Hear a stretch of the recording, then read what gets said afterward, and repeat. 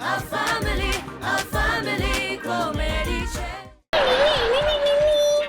શું કરે છે મમ્મી? અરે જરા ધીમે બોલ, મેં હેડફોન્સ નથી પહેર્યા. હે આ શું ચાલી રહ્યું છે એમ પૂછું છું મમ્મી. દીપુડાએ મારા ફોનમાં છે ને ગીતો નાખી દીધા છે, અંગ્રેજી અને હિન્દી બેય નવા નક્કર છે. ઓહો મમ્મી, હું તારા મોબાઈલમાં નહીં આ ઘરમાં શું ચાલી રહ્યું છે ને એ પૂછું છું. આ ઘરમાં શું હાલે છે આપણને નથી ખબર હો. ઈ તો અંદર જઈ તારા પપ્પાને પૂછ. આપણે તો રિટાયર થઈ ગયા છીએ. હા, રિટાયર? તને એ શબ્દનો અર્થ પણ ખબર છે? હા તો જો, રી એટલે ફરીથી અને ટાયર એટલે પૈડું. જેમ ગાડીનું ટાયર પંચર થાય પછી છોકરાઓ એ ટાયરને ફરી ઉપયોગમાં લઈને રમવામાં, એવી જ રીતે હું મારા જિંદગીના ટાયરને કામને બદલે હવે મજા માટે ઉપયોગમાં લઈ રહી છું. ફરી રી ઉપયોગ. સમજી? શું બકવાસ કરે છે તું? બકવાસ તો તારો સવાલ છે. પપ્પા આટલા વર્ષોથી રિટાયર થઈને બેઠા છે તો મને નહીં ખબર હોય કે રિટાયર નો મીનિંગ શું હોય? મને ગોગી સમજે છે તું? હા સોરી મમ્મી, મારો કહેવાનો મતલબ એ નહોતો. પણ મેં જે મતલબ કીધો એ પણ ખોટો નથી ને ચકુડી. જો જ્યારે ટાયર સારું હોય ત્યારે રોડ પર દોડીને ગાડી ખેંચવાનું કામ કરતું હોય છે, બરાબર? પણ ઈ ટાયર છે ને ઈ પંચર થઈ ગયા પછી જ્યારે છોકરાઓની રમતમાં ટાયર બનીને પાછું આવે છે ને ત્યારે કોઈ પણ ફરજના બોજા વગર મજેથી રોડ ઉપર દોડતું હોય છે. ઈ ટાયરની જેમ માણસ પર જ્યારે રિટાયર થઈને જીવે છે ને ત્યારે ઈ જિંદગી અને કામના કોઈ પણ બોજા વગર જીવે છે મજેથી. સમજી? લે એપલ ખાવું છે? ઓ મમ્મી, પણ અહીંયા વાત જુદી છે. તું આમ રિટાયર થાય એ ન ચાલે. એ વાત તારી હાવ હાચી હો ચકુડી. આ રિટાયર થવું કઈ રિટાયર થવું કહેવાય? કામકાજમાંથી ખાલી રજા મળી, બાકી ન પેન્શન ન ગ્રેટિટ્યુડ. ગ્રેચ્યુટી, હા એ જ. પણ છે કે દેખાય છે તને ક્યાં? અરે એ બધું તો છોડ. આટલા વર્ષોમાં મને કામ કરવાનો એક દિવસનો પગાર નથી મળ્યો. બોલ. એક મિનિટ મમ્મી, આ ઘર સંસાર છે. તું અહીંયા છે ને ઓફિસના નિયમો ના લગાડ. ઘરમાં બધા સાથે મળીને રહેતા હોઈએ તો કોઈ વાર વાસણ ખખડે પણ ખરા. હા તો એટલે પપ્પાને કોઈ વાર આમ ગુસ્સો આવી પણ જાય. તો આમ તો હું એ માણસ જેવી જ છું ને, ગુસ્સો તો મને આવે કોક વાર. મમ્મી આઈ મીન ચકુડી, ગુસ્સો તો બધાને આવે, ખાલી તારા પપ્પાને જ આવે છે એવું નથી, મને આવે છે.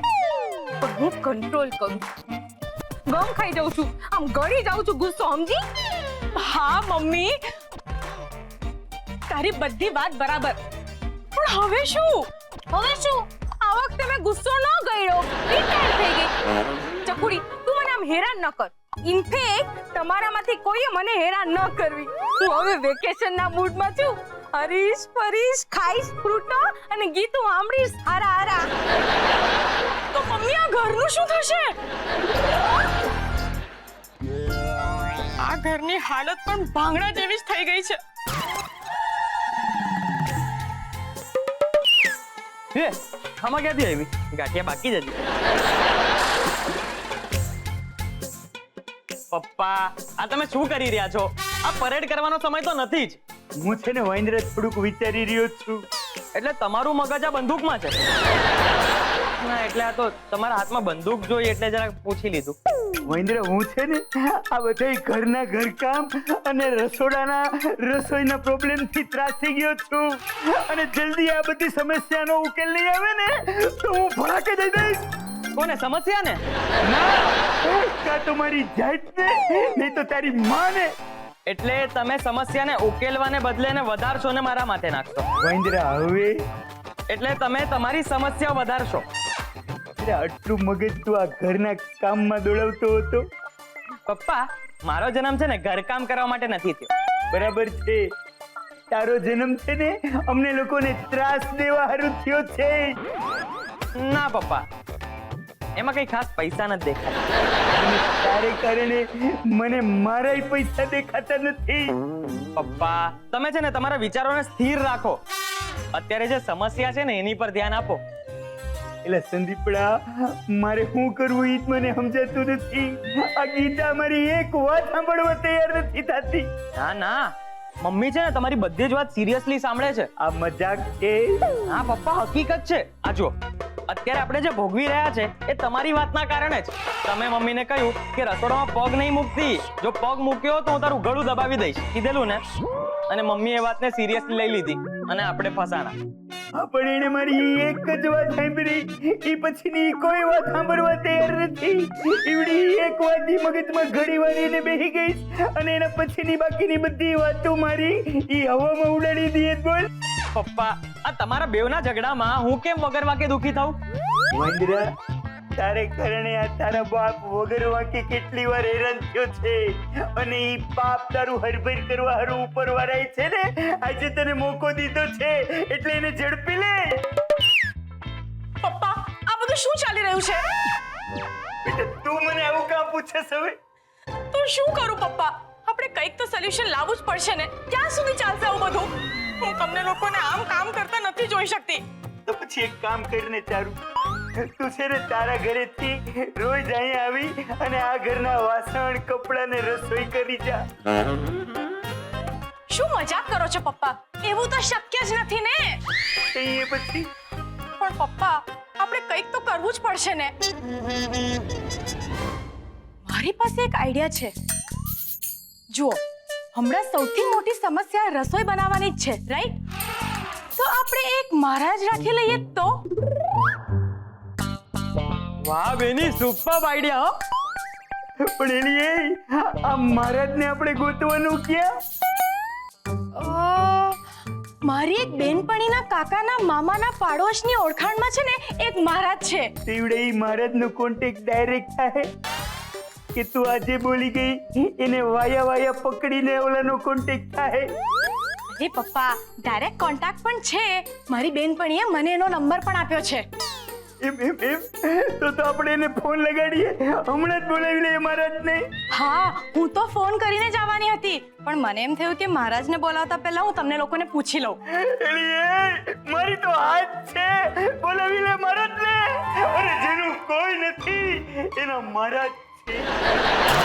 Twinkle twinkle little taro, machko kareli taro. How I wonder what you machko kareli taro. Taro re maro, maro re taro, maro re taro, maro.